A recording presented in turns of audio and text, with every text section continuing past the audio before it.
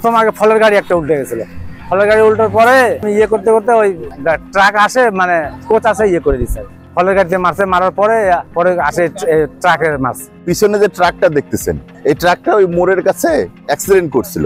Accident করার পরে ট্রাকে যে ফলগুলো ছিল আম, এই আমের যে ব্যবসায়ী তারা আছে গাড়িটা ঠিক করতেছে যে এই গাড়িটা চলে যাবে ঢাকায়। ঠিক সে সময় বেপরোয়া ভাবে কোচটা আছে টার্নিং নাই। যমুনা স্মার্ট রেফ্রিজারেটর, স্মার্ট লাইফে স্মার্ট রেফ্রিজারেটর।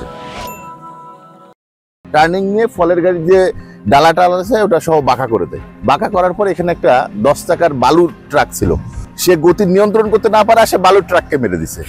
মারার পরে এই হতাহতর ঘটনা ঘটছে এখানে। দুটা গাড়ি, একটা আমের গাড়ি আর একটা বালুবাহী ট্রাক, দুটা হচ্ছে অকেজো হয়ে পড়েছিল এবং এই মোড়ের কারণে রাত 3টা থেকে 3:15টার মধ্যে নাবিলের একজন যাত্রী পরিবাহী একটা বাস এখানে একটা মর্মান্তিক দুর্ঘটনার শিকার হয় এবং এখন পর্যন্ত আমাদের পাওয়া তথ্য মতে 5 জন মারা গিয়েছেন এবং 7 জন গুরুতর আহত অবস্থায়। আমরা হচ্ছে তাদের হাসপাতালে পাঠানোর ব্যবস্থা করেছি।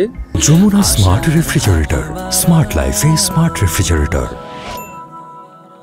আর উদ্ধার কার্যক্রম আমাদের শেষ হয়েছে, বাকি যে ক্যাজুয়ালিটিস আছে এটা আরো পরবর্তীতে আপডেট জানা যাবে। কারণটা হচ্ছে যে এখানে দুটো ট্রাক হচ্ছে অকেজো অবস্থায় পড়েছিল।